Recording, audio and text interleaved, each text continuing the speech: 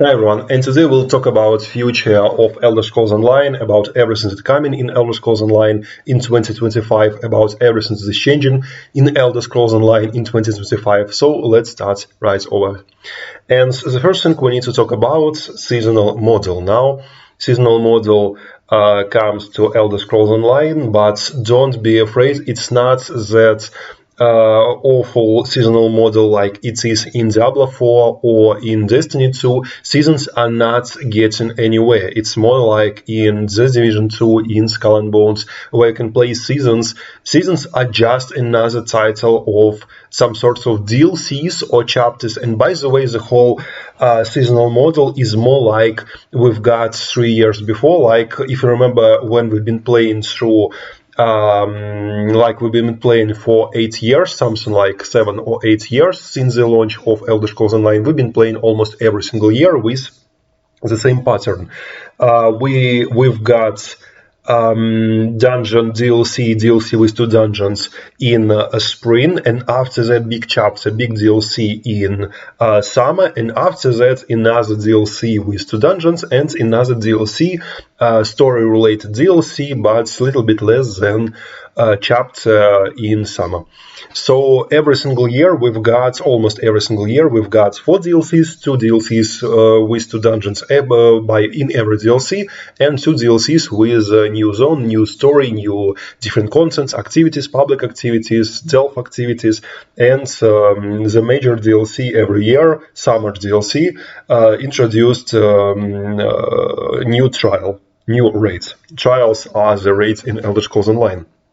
So 2 years ago we've moved to the system when we've got only 1 big DLC chapter with new trial, new zone, new story per year, but that DLCs were much bigger than previous years. At least both Necrom and Gold Road, they are zones with tons of different content, tons of different quests, and even when we are speaking about Necrom DLC, it's not only Telvanni Peninsula, it's also Apocrypha zone, so it's very big DLC in terms of overall content.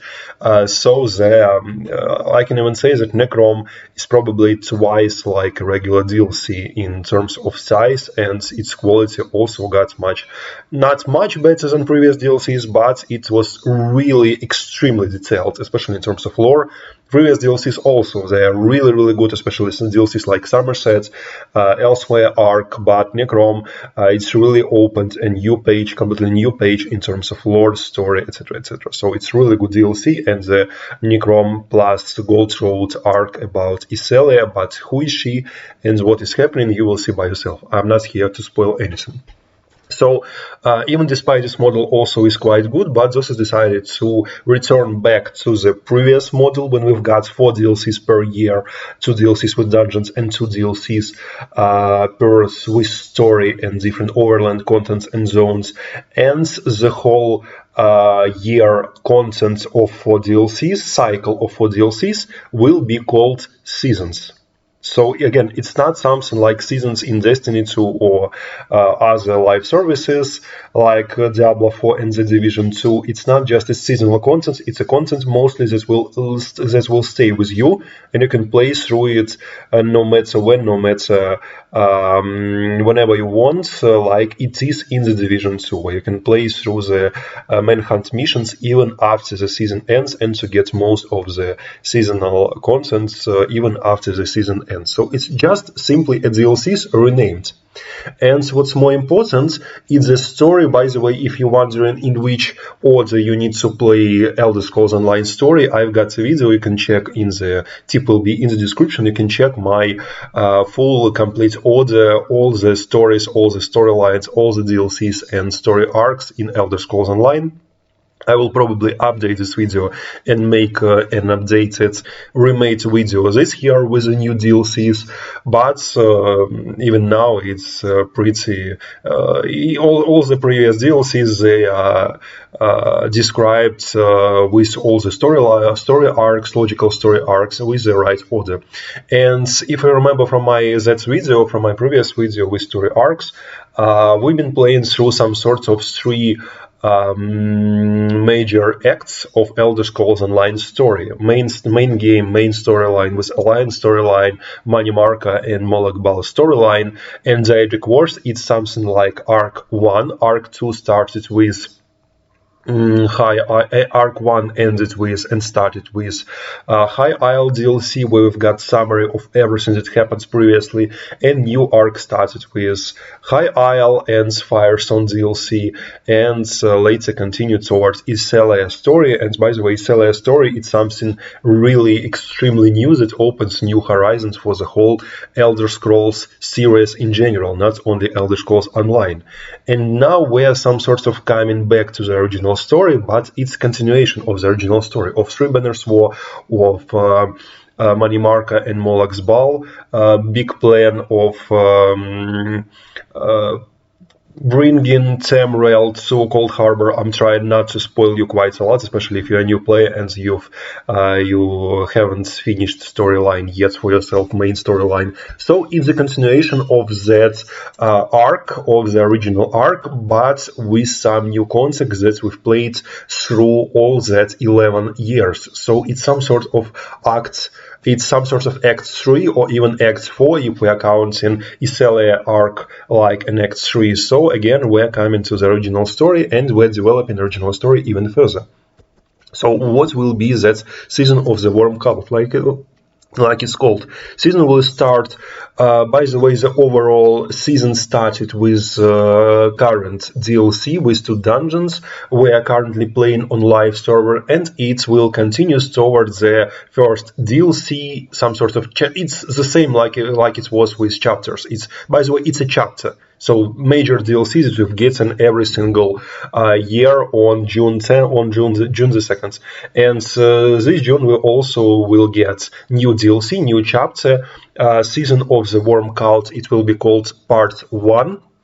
And it will be new storyline, new zone, tropical islands of Solstice. You can see how beautiful it looks like, with tons of new content and continuation of the original story with the revenge of Worm's cult and the story how they ended up after their defeat in the original storyline, Alliance storyline, and in the original main storyline of the Elder Scrolls Online base game storyline. By the way, check both main storyline and Alliance storylines. They're very, very good, but do check the right order to play them to understand everything. They are very connected and very lore enriched, so definitely do not miss them, do not skip them. You will learn quite a lot. Again, you can check my video on the right order. I'm telling how to play them in the right order and how to not miss the most beauty, the most interesting quest there. And in part 1, we will discover what's happening with Worm's cult, and we will discover new magical barrier called the Risen Wall. And after that, later that year, also we've got new delves, new public dungeons, new world bosses. Also we've got new trial, the Osane Cage, and with plus 16 new antiquities. And what's more important, we will also, by the way, here you can see on the screenshot all the rewards, cosmetic rewards we will get from the Season of the Worm Cult parts 1 and part 2. Different rewards we can get through that here. By the way, really beautiful rewards. And both pets, mounts, and different motives. And what's more important, later in the year, we will get Season of the Worm Cult. After Season of the Worm Cult Part 1, we will get Risen Wall events. That's what we've been talking about previously. Some sort of soul wall, like you can see on the screenshot, that Worm Cult will create. And it will be some sort of public events across the whole Tamriel, as far as I understand. Yes, it will be across the whole Tamriel, public events. And yes, to play through that event in new zone Solstice, you will need to buy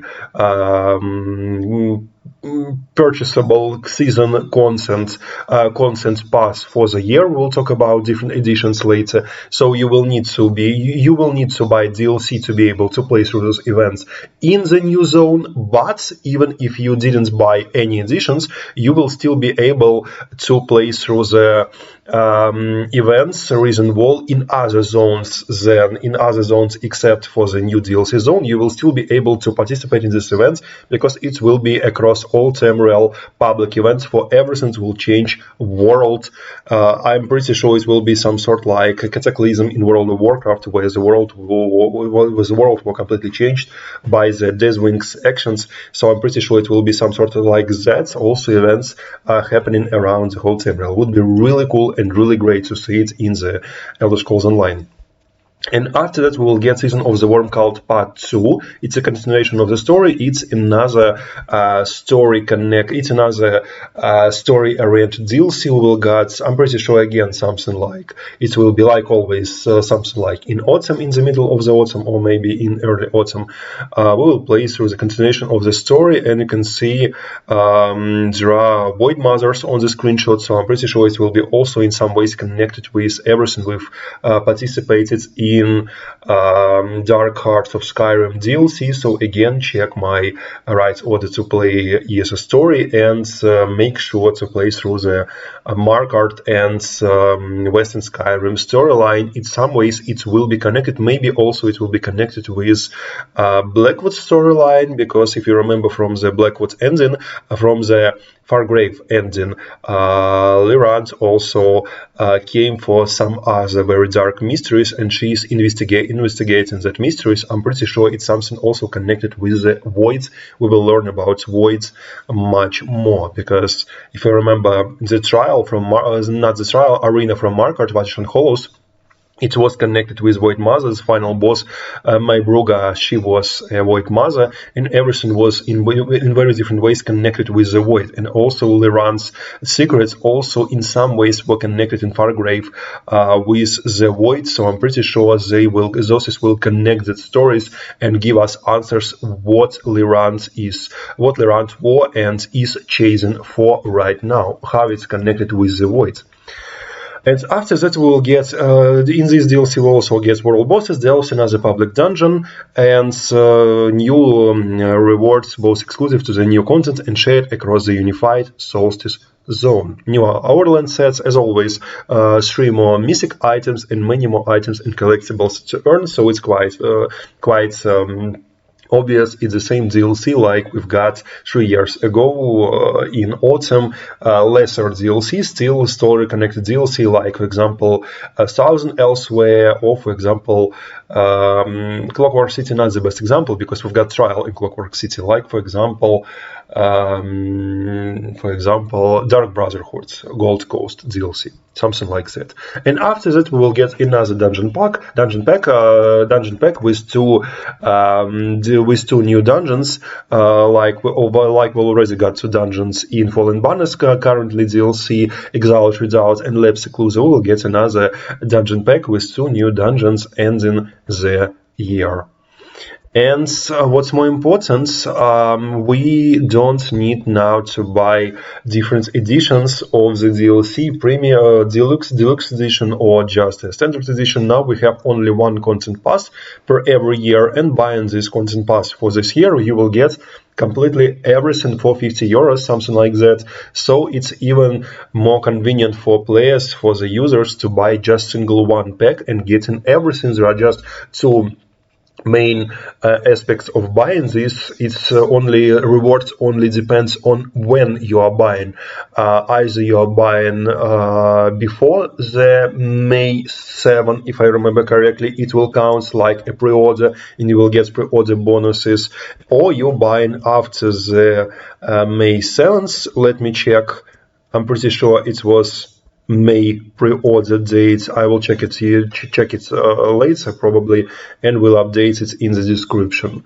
And only depending when you are buying this pack, you will get different rewards, like some customizable action right now in the game, or yes, until May 7, 2025. If you are buying this content pass, you will get a customizable action, Traverse Emerald like an Archmage's. Yes, it's pretty the same with some Mages Guild insignia inside of the portal, and you will get on the launch of the content pass in June. On June the 2nd, you will get mounts, Mudscrap anniversary 10th anniversary pet, and Shell Tide Beach emote pack, and you can see how it looks like. So some additional purchase bonuses, but it's not something again extremely. It's just very beautiful. Some addition to the game if you want to buy it a little bit earlier. So nothing too crazy, just one edition for you to buy. And now new edition, premium edition of Elder Scrolls Online you can buy that will include all the previous ESO chapters, classes, and includes everything including 2025 content pass. So now you can choose what you are buying, either to buy premium edition with everything included, or if you already, like me for example, bought completely everything, all the previous DLCs, story connected DLCs, and if you're owning all the previous classes, DLCs, and almost quite a lot of dungeons, I just need new DLCs, new dungeons. I can buy simply this content pass and getting all the DLCs from this particular year. And now the most important thing, what will come into ESO, what different updates and changes will come into ESO this year. At first, very important thing, now we will be able to customize our classes even further. It will be completely free for everyone. Now you will be able to use different skill lines from different classes on your own class. For example, now you can use necromant skills and use them necromant skills on, for example, Dragon Knight or Warden or even Sorcerer. So now you can customize, not only create your own skills with scribing, but also you will be completely for free be able to choose, if I remember correctly, 2 skill lines from other classes and port them to your current class. Yes, you can swap out up to 2 of the 3 skill lines inherent to your character for options from other classes. So now you will have more options how to play. You will have even more different opportunities to play. But now also what's very important, a lot of people in the community and different content creators, they're now crying, it's game breaking, it's melting, it will break the game, it's so overpowered. It's not even close overpowered, because what Zos has been doing previous years, something like 3 or 4 years, they've been balancing everything to prepare the game for that particular state. Currently the game is very extremely balanced. For example, like it was with the recent nerf of Arcanist Shield, Zos is not killing something, they're just trying to make everything balanced and to unify all the skills of the same types. For example, if we're talking about shields, all the shields from different classes, they're almost the same, and they are shielding from different damage for almost the same amount of shields of health absorption, or spam abilities doing almost the same. They are working different. It's not just every skins, but they are working with different patterns, with different mechanics, like for example runes of Arcanist or different siphons from Templar or from Necromancer. And now you can swap different and everything skills of different types in this particular type. They're really unified, and also hybridization is also that were introduced something like 2 or 3 years ago. Hybridization and unification of different skill types. It's making all the skills more unified, and it's making them more balanced. So there are nothing too crazy. Yes, there would be some really good combinations that would be really great in both PvE and PvP, or some really great PvP combinations or really good PvE combinations. But again, nothing too extremely crazy that will break game, even not closer, because all the different aspects in the game currently, they're very, very good balanced, especially due to, again, hybridization and in general and overall unification of different skill types and skill lines. So again, nothing too extremely crazy, just another opportunity, like it was with the scribing, another opportunity for you to play whatever you want, however you want. And it's really good trend, this horizontal development of the game, because if Zosis would try, for example, to increase our item level cap, it would simply just bring us to power creep. Or simply, if they decide, for example, to balance things like Bungie, for example, love to do this with balancing things like nerf it today, reverse the nerf, and again nerf and reverse all the time, simply to make players to play with something else, introducing new items. It's really breaking the game. In Destiny 2, it's a big problem because there are quite a lot of things that really are breaking the game, and very often.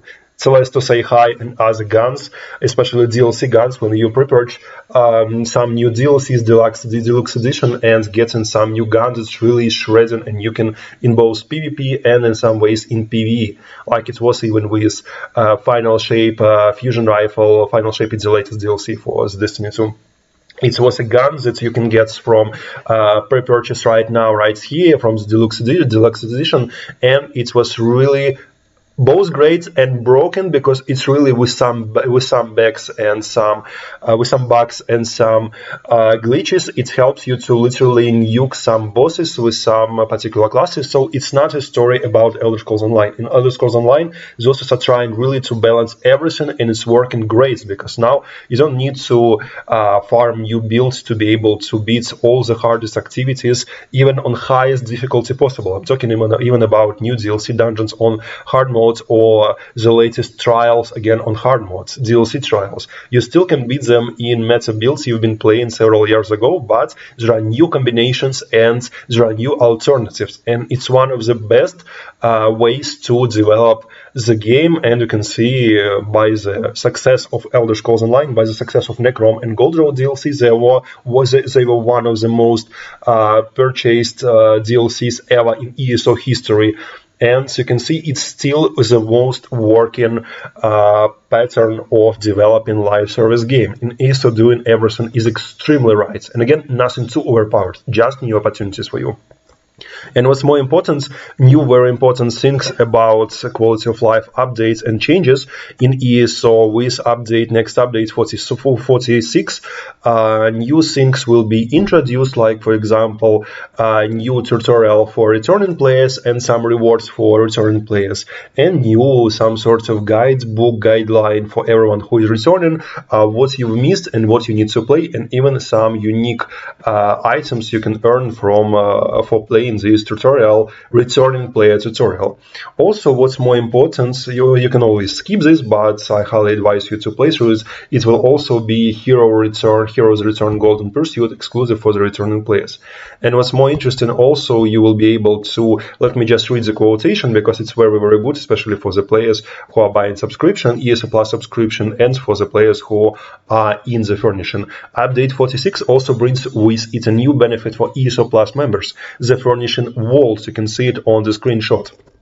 The new collectible lets you store up to 500 unique furnishing stacks in a vault, accessible from any of your homes throughout Tamriel. And whether placed in a home or accessed directly via the housing editor, the furnishing vault makes it easy to manage your furnishing collections and decorate across multiple homes. So you can see another very good addition to all the housing people trying to decorate their houses. Again, housing is a very interesting and very good designs in Elder Scrolls Online, so again, it's wonderful addition. And additional quality of life changes, like for example, add-ons will be more available in update 46 on consoles, also very great, and another some tunings of Wayshrine system and different tutorials on Wayshrines to be able to make the overall system easier for new players to understand and to dive into it. And what's more important for crafters, now master rates will be awarded in stackable envelopes. Also will make crafters' life, especially crafters' inventory, especially for crafters who are playing without ESO Plus subscription, much easier and better. So here it is, guys, tons of different updates that awaiting us in this year, in 2025, new editions of the game. Now it's getting everything much better and much easier, tons of new quality of life updates, new very interesting ways to play through the game, like new hybridization and ability to play with different skill lines from other classes on your current class. So everything looks really good. Let's just wait for it and try it for ourselves. I'm pretty sure it will be really good, like it was with the previous DLCs. Previous DLCs were really extremely good, especially in terms of new storyline and lore, even connected with some lore, even connected with the current events in the latest the Elder Scrolls offline games. So here it is, guys. Don't forget to click like button, subscribe to the channel if you want more videos like this. Also check out different guides, builds on Assassin's Creed series, Elder Scrolls Online, The Division 2, Horizon Forbidden West, Ghost of Tsushima. Check out different guides, builds, playlists, and as always, I will see you in the next video. Good luck.